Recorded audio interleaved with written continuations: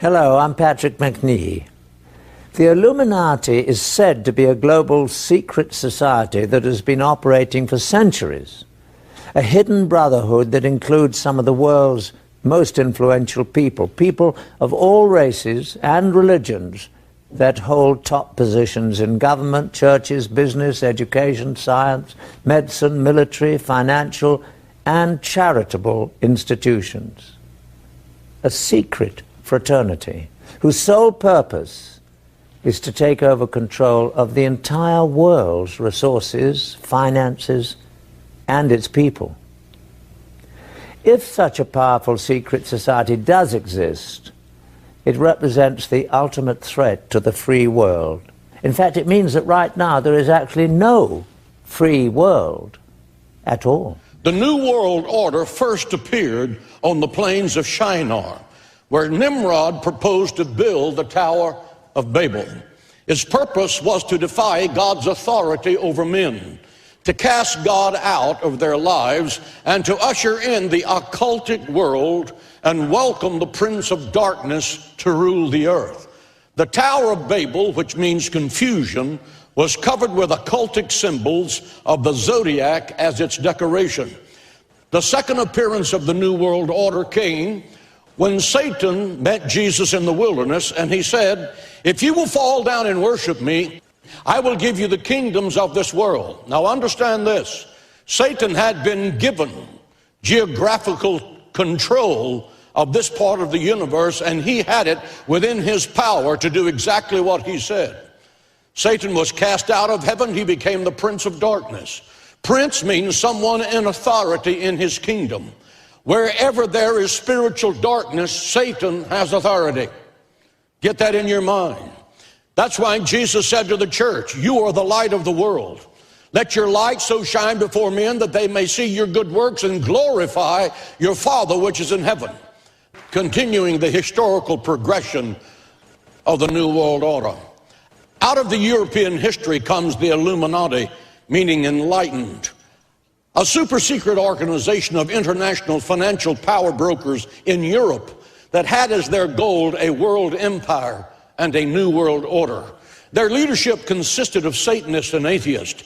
Ironic that followers of the Prince of Darkness thought of themselves as the source of light, until you look at the Bible and recognize that Satan himself disguises himself as an angel of light.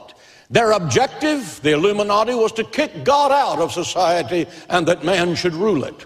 If you have a United States dollar in your wallet, it bears the phrase "One World Order," the seal that was adopted by Congress in 1782.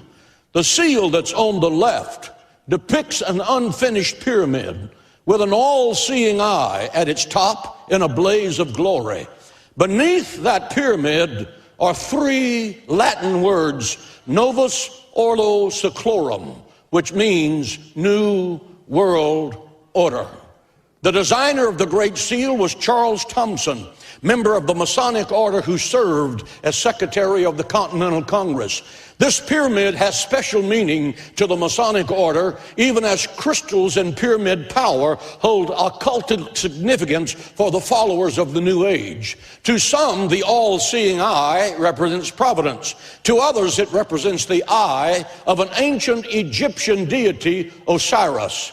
After World War I, the war to end all wars, President Woodrow Wilson pronounced the League of Nations in man's relentless pursuit of a one-world government.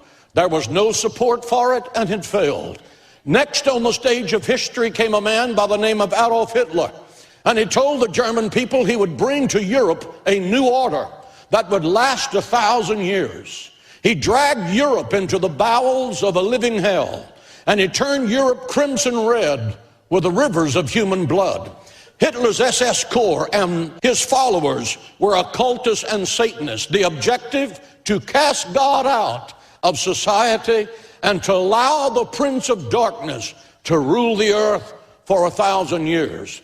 Then came the Communist Party, pledging a new world order, an atheistic, God-hating, evil empire that collapsed like a house of cards. Russia is now trying to make a comeback as a superpower so that they can lead the Islamic nations against Israel, as described by the prophet Ezekiel in chapters 38 and 39. Now comes the United Nations, who wants a new world order. What does it mean? Listen to the words of Brock Chisholm, former director of UN World Health Organization. Quote, "To achieve world government, it's necessary to remove from the minds of men their individualism, to remove loyalty to the family, national patriotism, and religion. Objective, to cast God out of society." Are we hearing right? The United Nations is the Tower of Babel. Not Babel, Babel, as in yakety yak. It is really the bully pulpit of tin-horn dictators on the Hudson. It's the house of political prostitutes who have sold themselves to someone else, and they think they're ready to rule the world. I agree with the slogan, "Get America out of the UN and get the UN out of America."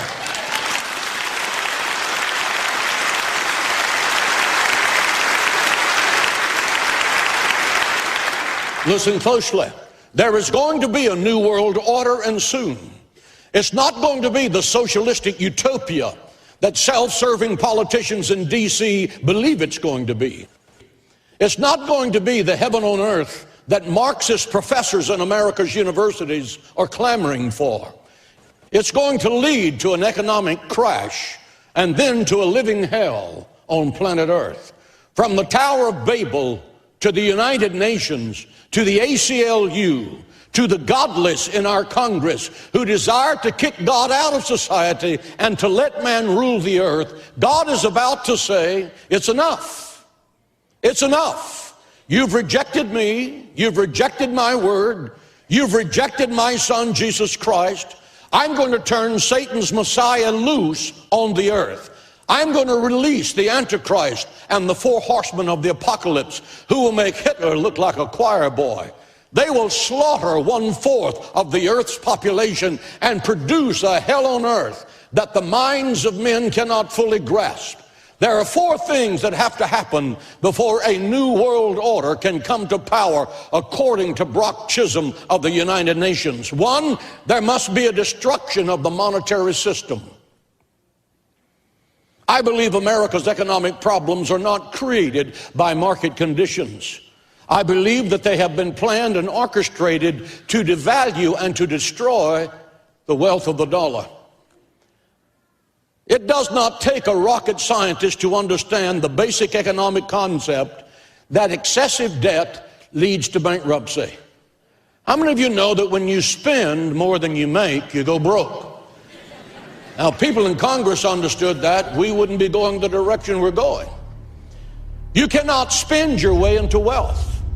What one person receives without working, another person must work for without receiving. The government cannot give to anybody anything that the government does not first take away from someone else. And the government that can give you everything has the power to take from you everything. We're living in a virtual reality. We're living in a totally controlled environment where very few people realize the extent to which we are all manipulated and controlled by unseen forces. In fact, I'd go as far as to say that our society is the most manipulated and controlled society in history because of the programming and conditioning we all undergo through both mass media and public education. We're seeing a society that not only has a lot more people of lower IQ, but a lot fewer people of higher IQ. In other words, a dumbing down, a chemical dumbing down of society. So everyone's sort of mediocre. That leaves them dependent on government because they can't excel. We have these people of lower IQ who are totally dependent. Then we have this mass of people who are going to believe anything they're told because they can't really think clearly. and very few people of very high IQ who have good cognitive function who can figure this all out. And that's what they want.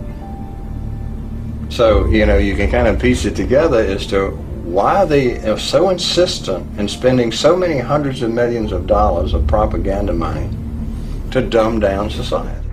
Oh yes, and music is a whole another area that employs these techniques. Popular music, all popular culture, movies, TV, music, they carry messages, and it's not just entertainment. Entertainment is not value-free. It has ideological content. It presents a worldview that influences the people who are watching or listening. So we've got this disconnect, thinking that entertainment is harmless when it's the most important delivery system of propaganda, because it influences people without their conscious awareness, and that's the ultimate in controlling people in society, is to do it without them being aware of it. I tremble.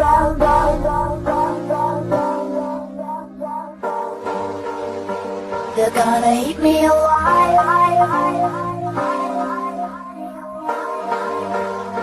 if I stumble.